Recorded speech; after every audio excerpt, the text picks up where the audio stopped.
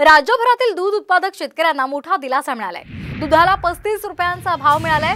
मंत्री विखे पाटील यांनी सभागृहात ही घोषणा केली आहे। दुधाला 40 रुपये भाव मिळावा यासाठी राज्यातील शेतकरी आक्रमक झालेले होते आणि त्यानंतर सरकारने 35 रुपयांचा भाव देऊन शेतकऱ्यांना दिलासा दिलाय।